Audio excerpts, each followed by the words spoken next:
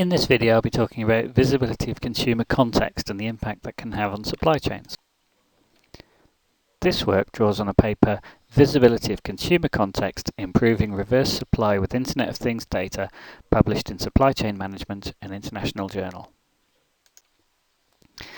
Servitization is the move by manufacturers mostly to create extra value for their firms by adding services to complement their products.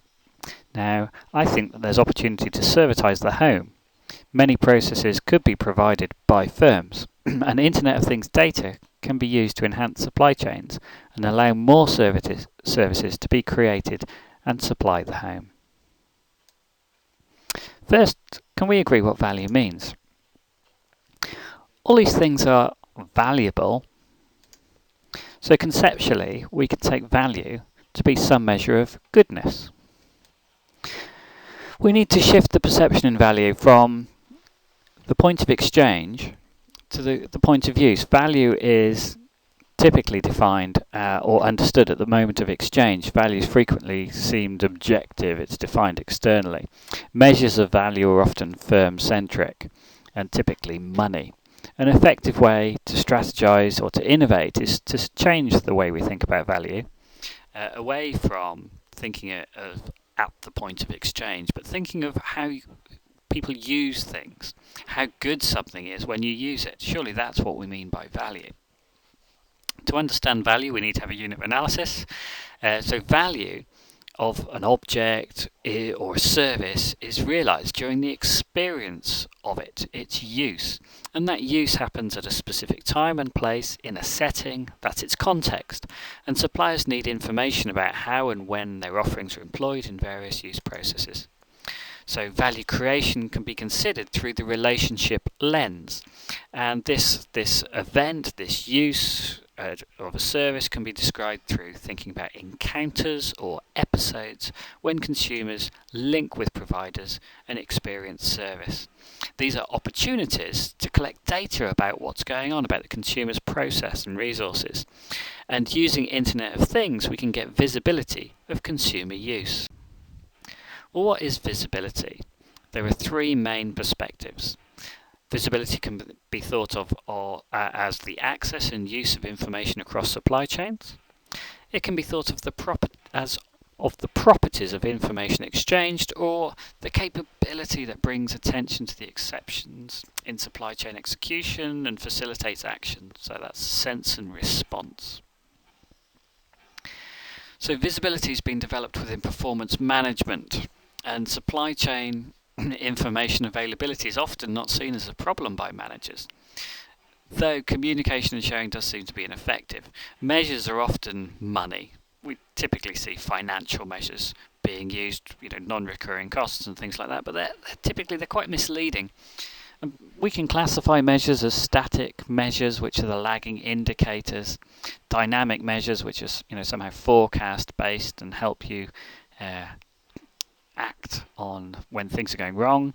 Motivational measures, these are measures that somehow translate into making your workforce do what you'd like them to do. But little is actually said about measuring use, particularly when it comes to the retail goods space. So where do suppliers get customer data? Well, typically it's point of sale. It can be surveys, it's market studies. But after the point of retail sale, most suppliers have no contact with the customer unless they make a repeat purchase, if they return it or they're not happy. So providers have limited opportunity to actually collect use data about how somebody is using the goods that they've sold them in context, because the consumption process is private. So most firms don't see the value creation process. Now, typically, we see this supply chain described as the closed-loop supply chain, where raw materials go to manufacturing, distribution, retail and consumer, and then in the returns process, then we get returns evaluation, maybe landfill, remanufacture, maybe some recycling, reuse. The loop's not really closed because typically the customer is seen or described as a stock holding point. There's a black box about what actually happens to the product when it's in use, when it's owned or held by the customer who actually wanted to buy it, the whole reason the supply chain exists. Now, in complex engineering service use, data is collected, and we can see helicopters and aircraft now sold as a service with maybe 1,000 flying hours, and we see their use is monitored with health and usage monitoring systems or in-vehicle health management, and this changes the nature of the business model. So you're a provider of a service, not a product, but it's reliant on fairly expensive and complex infrastructure. But the Internet of Things allows you to extend this concept into a multitude of homes at very low cost. Your data is in verticals, and it's taken by firms who currently provide you with products and services. So if you look at the data you generate, maybe shopping data if you shop online or use a credit card, your utilities, electricity, gas, even where you are, your phone is reporting where you are. This vertical data is all taken by firms who provide whatever service or product you're buying, and it misses the horizontal. The horizontal is the link between all these data sets. Context of use lies within the horizontal. It's what you do, when and with who and where. Now, the Hub of All Things is a repository for all your life's data. This is a schema that captures data and files it and sorts it. This is a research project, hubofallthings.com. You can find more information about this, but it was built as part of an EPSRC project, and what it's for is to capture that horizontal and make that data accessible. Whilst firms can create apps to integrate your data, it's you, not the firms, who own it, and you can choose the apps, or you can choose who has access to such data. Now, value in use data, which the Hub of All Things can collect, we categorize it in 4 ways. You've got interaction data. This is data from a resource or mechanism which isn't transformed during a single use. So things you interact with, like doors, showers, taps, the room itself, you can collect data from those. You can imagine temperature data on a room. Then we've got experience data. That's information from resources that are transformed but not diminished when you use them. Things like plates, cups.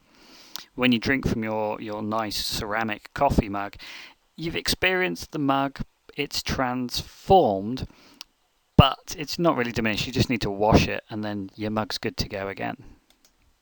Then you've got depletion data. That's resources which you own that are consumed at a rate that are higher than they're replenished. That's most of the consumable things you buy, sort of your breakfast cereal, your washing powders, your shampoos and shower gels. Then you've got consumption data. This is the resources which are replenished at the rate they're consumed. So that's electricity, Wi-Fi, water, most things that are plumbed or piped into your home, their consumption. These are obviously nested functions, and how you categorize any resource into these is set by chronology, because you could argue that over a very long period of time a tap is ultimately depleted, it's worn out. So you must be careful about the chronology, the unit of analysis, and state that up front when you're using this categorization. So here's some example interaction data from the shower room. This is some humidity data, and the spikes that you can see actually correspond to showering, and the humidity spikes up to, what's that, sort of 80% humidity when somebody has a shower. It also actually gives you a count of interaction with the shower, so how often is that shower tap turned on and for how long. This is consumption data, and here what we did was instrument the flow of water, and we can see how long the shower was switched on for. And because we know the rate of water flow through the shower head, we also know the volume of water consumed. So we can see here, everybody says they only have a 5-minute shower, but the average is actually 21 minutes showering. And this is consumption data. It also again gives you a count of the interaction with the shower, because every one of these are examples of showering activity. So this is what we call experience data. We instrumented a towel, we put a motion sensor on it. The motion sensor actually had a number of other things it could measure, but here I've just got a measure of the time. So here we have the number of occurrences, the uses of the towel, and how long the towel was in use for. And that was used just using a motion sensor. That's not actually me in the picture. I'm slightly taller than that. And here we see some depletion data of shower gel over time.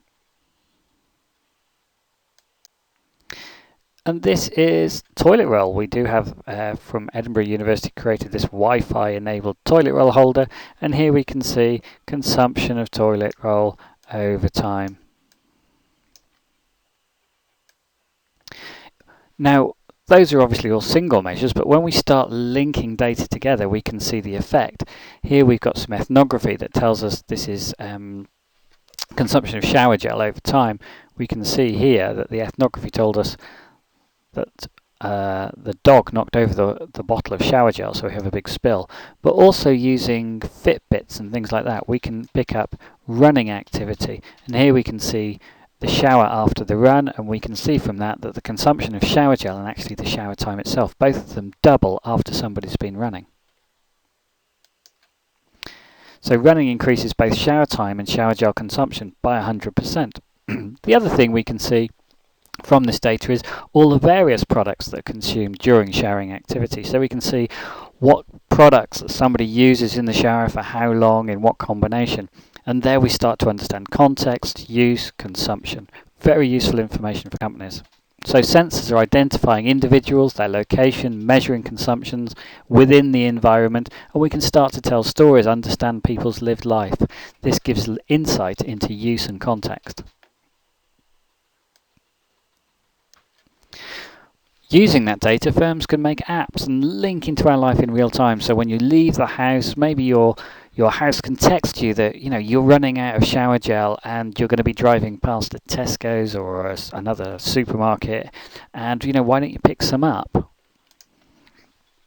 We can choose the apps that we have that do this for us, and we can then maybe put that information out to the market and have the supermarkets compete to come and buy the products from them. We can also trade this data for firms. We can say, well, we've got this information, and maybe firms will want to buy it from us to fill their knowledge gap. So going back to our closed loop supply chain model, before where we had the black box, well, maybe we can remove that because now we've got some insight into the consumer and what they're doing. So the HAT data provides data on consumer use in context, and that can be fed back to the retailer, the distributor and the manufacturer. We can also potentially have automated evaluation of returned products because we'll have some information about what happened to them whilst they were in use. So that removes that decoupling point that we saw previously between the retailer, the returns process and the consumer. So closing the loop allows servitization of the home. We can build new business models to offer new products, new experiences of the home. As we understand history and how somebody treats the objects they have, maybe we can change the warranties. It's got implications for insurance, and we can definitely deliver more appropriate recycling waste management service because we'll understand volumes and use and context of how somebody's using products and consuming things in the house.